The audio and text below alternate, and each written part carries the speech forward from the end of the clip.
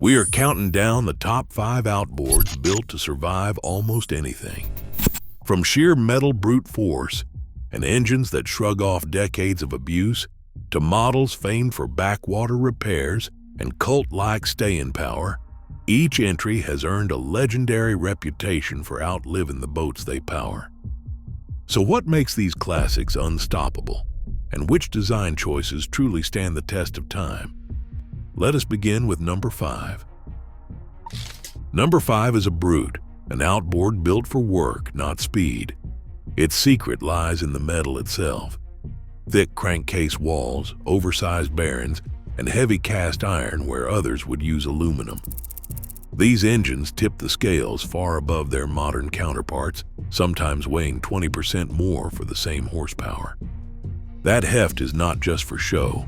It is insurance against cracked blocks, worn journals, and the slow grind of salt and vibration.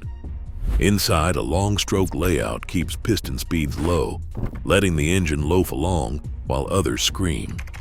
Mechanics still talk about workboats that rotted at the waterline while their engines kept running year after year. Factory records from the 1970s show casting thicknesses that would make today's engineers wince. In the field, marina logs tell of engines surviving decades of daily use, hauling traps, running charters, or idling for hours without ever needing a major teardown.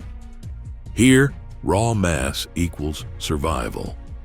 It is a philosophy that put durability above all else, setting a benchmark every other outboard on this list has to match. A battered outboard, dragged from the shadows of a barn after years of silence, can still surprise even the most seasoned mechanic.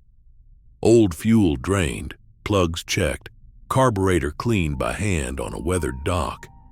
No computers, no sensors, just brass jets, gaskets, and patience. These carbureted engines are famous for coming back to life with little more than a screwdriver and a can of starter fluid. Stories echo through marina forums. A fisherman finds his father's outboard after decades, rebuilds the carb with swap meet parts, and by sunset it is sputtering to life beside the pier. Multi-carb layouts might look intimidating, but every passage is accessible, every screw within reach. Workshop manuals from the era read like recipes, not code. Clear steps, simple diagrams, no diagnostics required. Mechanics trade tips at swap meets, swapping jets and floats as easily as old stories. In a world before electronic control units, a seized carburetor was never a death sentence. The ability to repair, rebuild, and revive these engines right at the water's edge explains why so many survive today. Simplicity is not just a feature. It is the reason these outboards refuse to die, earning their place in the hands of those who value tools over touchscreens. Long before digital controls and plastic housings, commercial fleets relied on outboards with gear cases built to take a pounding. In the logbooks of charter captains and marina operators, a pattern emerges. The engines that lasted longest all shared the same secret: massive lower units. These were not just bigger for show. Inside, thick clutch dogs and oversized gears spun in baths of high-capacity oil, shrugging off the kind of abuse that would grind lighter units into scrap. A dock worker remembers hauling tourists up and down the coast, day after day, with the same outboard humming behind the transom. He would drain the oil every few months, marveling at how clean it stayed, even after hundreds of hours. The secret lay in the sheer volume. More oil meant more cooling, less metal-to-metal contact, and less chance of catastrophic failure. When a prop hit a submerged log, the gear case absorbed the shock. When the boat idled for hours in the heat, the oil kept churning, carrying away the stress. Fleet maintenance records from the 1980s tell the same story. Engines racked up thousands of service days, rarely sidelined by lower unit failure. Mechanics would split open the gear cases after years of use, finding only polished teeth and bearings that looked barely broken in. In the world of commercial duty outboards, rugged gear cases and generous oil baths were not just features. They were the reason boats made it back to the dock, run after run, season after season. Low compression was once considered a compromise. On these engines, it became a survival tactic. By dialing back the compression ratio sometimes to numbers that would seem timid today, engineers traded raw power for gentle, predictable combustion. The result was less heat, less stress, and pistons that kept moving long after others ceased. Factory manuals from the late 70s list compression ratios as low as 6.5 to 1, a figure that reads almost agricultural compared to modern high-strung designs. Cooling was never an afterthought. Oversized water jackets snaked through the block, swallowing more coolant than some car engines. Owners who tore down these motors found passages so wide you could run a finger through them, clear of the scale and corrosion that choked tighter designs. Even after years of neglect, flushing out the system was often enough to restore full flow. In the aftermath of hurricanes and floods, salvage crews dragged outboards from muddy water, rinsed them, and watched as the cooling system shrugged off the abuse. The thick passages, paired with simple impeller pumps, kept temperatures steady, no matter how hard the sun beat down or how long the engine idled. Electrical complexity was kept to a minimum. Magneto-ignition systems relying on spinning magnets and coils instead of wires and chips proved nearly impossible to kill. After storms, after years in barns, these engines often sparked back to life with nothing more than a new plug and a few pulls on the starter cord.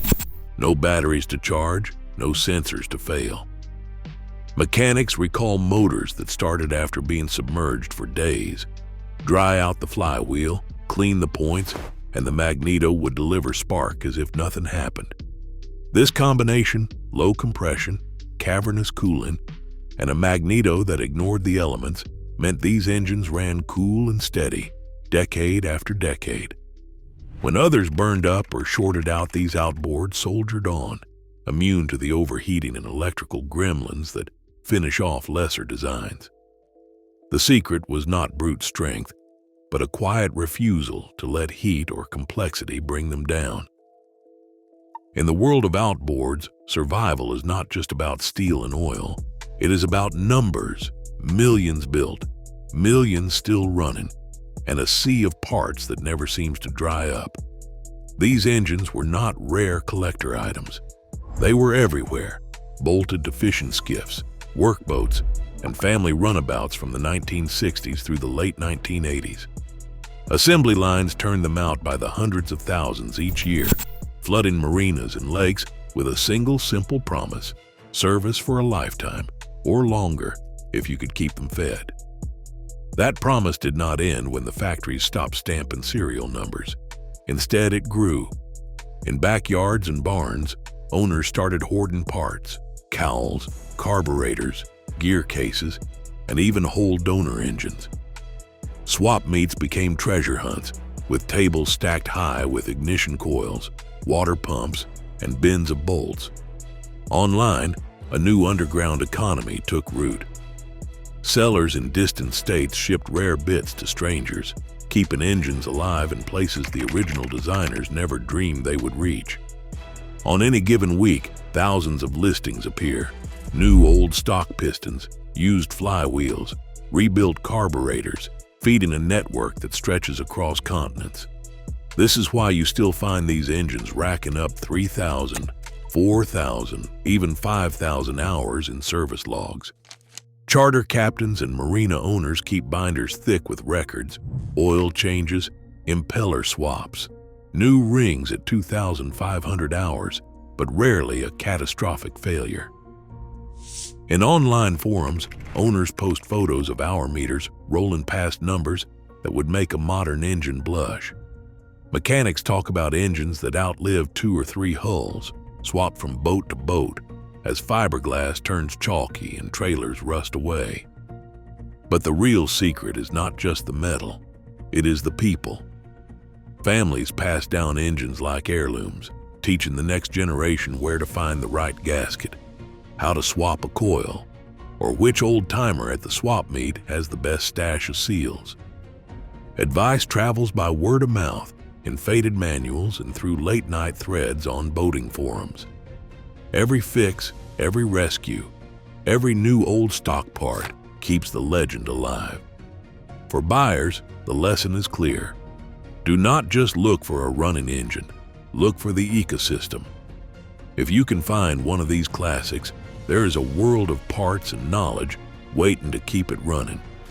In the end, immortality is not just forged in cast iron, it is built on the backs of millions and kept alive by the hands that refuse to let them die.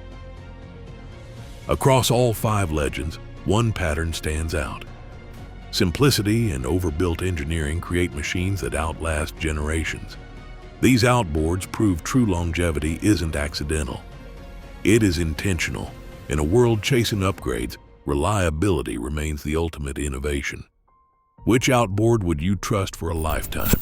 Let us know below.